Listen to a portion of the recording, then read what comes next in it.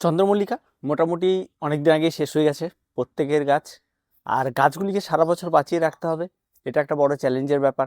আর তার সঙ্গে সঙ্গে এই সমস্ত গাছগুলি কখন থেকে স্টার্ট করব সেই সমস্ত বিষয় নিয়ে একটু খুঁটিনাটি পরিচর্যা। আর তার সঙ্গে সঙ্গে একটু আলোচনা তো করতে হবে, কারণ নতুন বাগানে যারা রয়েছে তারা এখনও বুঝে উঠতে পারে না যে এই সমস্ত চন্দ্রমল্লিকাগুলি কী করব। আর পুরনো বাগানিরা মোটামুটিভাবে জানলেও বর্ষাকাল আসার সঙ্গে সঙ্গে এই সমস্ত গাছগুলো অনেকটা নষ্ট হয়ে যায়। অনেকে বলে আমার এই ভ্যারাইটিটা হারিয়ে গেল, ওই ভ্যারাইটিটা হারিয়ে গেল, এই ব্যাপারগুলো থাকে।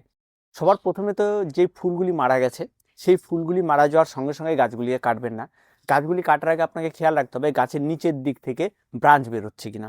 নিচের দিক বলতে একদম পুরো গোড়া থেকে শাখার বের হয় এই সমস্ত গাছে, সেই শাখাটা ঠিকঠাকভাবে বেরোচ্ছে কিনা এই জায়গাটাকে আপনাকে খেয়াল রাখতে হবে, তারপর গাছটাকে কাটতে হবে। যদি দেখেন গাছের গোড়া থেকে নতুন ডাল বের হচ্ছে এবং নিচটা ভরে গেছে, তখন আপনি এই পুরনো ডালটিকে কাটবেন। এটার জন্য আপনাকে একটু অপেক্ষা করতে হবে। ধরুন ফুলটা শেষ হয়ে গেছে, খুব তাড়াতাড়ি আপনি কেটে দিলেন, তাহলে যে ডালটি থাকে সেই ডালটি কিন্তু তখন এই যে মারা যাওয়ার একটা সম্ভাবনা থেকে যায়, কারণ ওই ডালটি খুব তাড়াতাড়ি শুকিয়ে যায় এবং গোড়াটি নষ্ট হয়ে যায়। তার জন্য একটু অপেক্ষা করতে হবে। আবারও বলছি, যখন দেখবেন গোড়া থেকে নিচ থেকে ব্রাঞ্চ বেরিয়ে গেছে বা ডাল বেরোনো শুরু হয়েছে, ঠিক সেই সময়টাতে গাছগুলোকে কেটে দিতে হবে। গাছ কেটে দেওয়ার পরে আপনারা কী করবেন, আরেকটা বিষয় থাকে, তার আগে বলি যে গাছ যখন ফুল নষ্ট হয়ে যায় তখন আমাদের অনেকে থাকে গাছের প্রতি অবহেলা। গাছের প্রতি যদি অবহেলা করেন, সে সময় যদি গাছের জল না দেন, তাহলে গাছের গোড়া এমনিও শুকিয়ে যাবে, আপনি উপর থেকেও বুঝতে পারবেন না জলের দরকার না কী দরকার, আর গাছ কিন্তু এমনিও তখন মারা যাবে। এটা কিন্তু ফার্স্ট স্টেজেই খতম, একদম পরিষ্কার নষ্ট হয়ে যাবে। তারপরে যে বিষয়টা রয়েছে সেটা হচ্ছে গাছগুলিকে বাঁচিয়ে রাখা সারা বছর। যখন এই গাছগুলিতে মাদার গাছটিকে যে গাছে ফুল ধরেছে সেটা কেটে বাদ দিয়ে দিলেন, এবং তার সঙ্গে সঙ্গে যে সমস্ত স্টিকগুলি বের হয়, তারগুলি বের হয়, দড়িগুলি বের হয়, এগুলিকে কিন্তু খুব একটু যত্ন করে রেখে দিতে হবে, কারণ এগুলি আবার লাগবে কোনো না কোনো গাছের জন্য। এগুলিকে ফেলে দিলে কিন্তু হবে না, শুধু ডালগুলিকে ফেলে দেবেন। এই ডালগুলিকে ফেলে না দিয়ে আমার মনে হয় ডালগুলিকে একটু যত্ন করে রেখে দিলে আপনি ভার্মি কম্পোস্ট বা যে কোনো কিছু, যেখানে পাতা পচা যেমন তৈরি হয় সেরকম এই সমস্ত গাছগুলি পচিয়ে নিয়ে সারও তৈরি করা যায়। এবার যে গাছগুলি থাকলেও গোড়াগুলি থাকলে এই গোড়াগুলিতে প্রতিনিয়ত আপনাকে জল দিতে হবে, জল দিয়ে এদেরকে বাঁচিয়ে রাখতে হবে। কিন্তু এই যে ফেব্রুয়ারি মাস পড়েছে এবং মার্চ মাস আসবে সামনে, আরও তীব্র দাবদাহ আসবে, তার মধ্যে কিন্তু এই সমস্ত গাছে প্রত্যেকটাতে পোকার আক্রমণ ঘটবে। আর এই সময় যদি পোকার আক্রমণ ঘটে যায়, সবে কচি পাতা বেরোচ্ছে, তাহলে কিন্তু গাছগুলি খুব একটা ভালো হেলদি গাছ থাকে না, সুস্থ গাছ থাকে না। তার জন্য আপনাকে যেটা করতে হবে, এই সময় এসে গাছকে চট করে কিন্তু আপনাকে জল দেওয়া বা গাছে খাবার দেওয়া বন্ধ করলে হবে না। এই সময় এসে একবার অন্তত আপনাকে একটা ডোজ দিতে হবে। সেটা হচ্ছে, যদি আপনার ঘেঁষে গাছ থাকে তাহলে এনপিকে 15-15-15 একদম ব্যালেন্স ডায়েট, 1 লিটার জল নেবেন, তার মধ্যে 2 গ্রাম গুলে নিয়ে প্রত্যেকটা গাছে আপনি 200 ml করে ঢেলে দেবেন।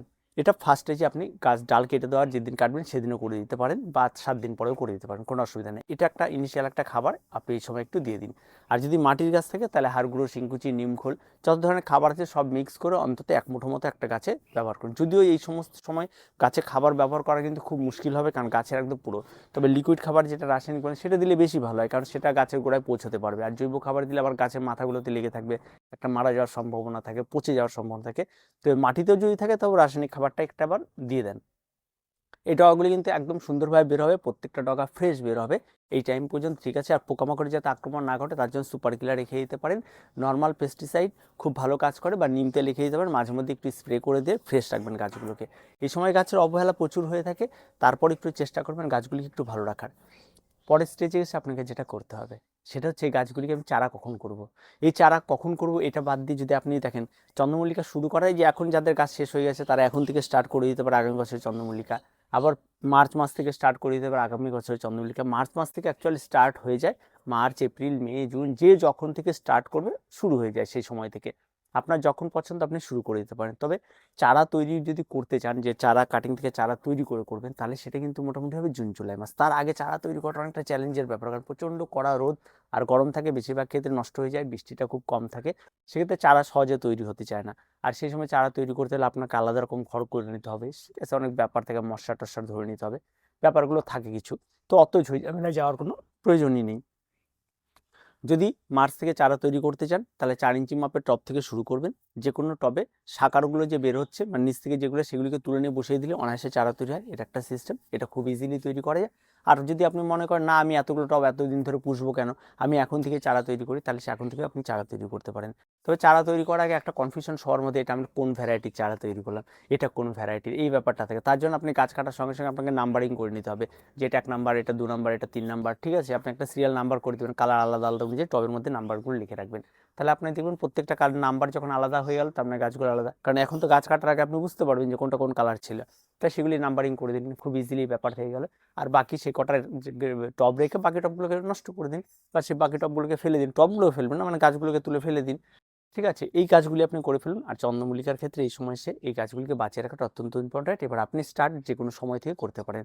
এই ছোট্ট পরিচর্যাটা কিন্তু আগামী বছর চন্দ্রমল্লিকার, এই চন্দ্রমল্লিকাগুলি যার থাকবে তাদের খাবার দেবো, খাবার দেওয়ার কোনো প্রয়োজন নেই। আর এই সময় কিন্তু বেশি খাবার দিয়ে দিলে আবার এই ডালগুলিতে আবার কুড়ি চলে আসবে, সেক্ষেত্রে আবার আর একটা সমস্যা তৈরি হবে। আর এখন যেহেতু ফেব্রুয়ারি মাস চলছে, এই ফেব্রুয়ারি মাসে এদের থেকে চারা তৈরি করার কথা ভাববেন না, কারণ এই সময় চারা তৈরি করলে যেটা হবে, এই সমস্ত গাছে বেশিরভাগ ক্ষেত্রেই কুড়ি চলে যাবে, ঠান্ডা ঠান্ডা ভাব আছে না, এই ঠান্ডাটা যাবে, তারপর আপনি চিন্তা ভাবনা করুন যে এই সমস্ত গাছগুলি কীভাবে চারা তৈরি করা যায়, তাহলে দেখবেন গাছ আর অনেক বেশি ভালো উঠবে।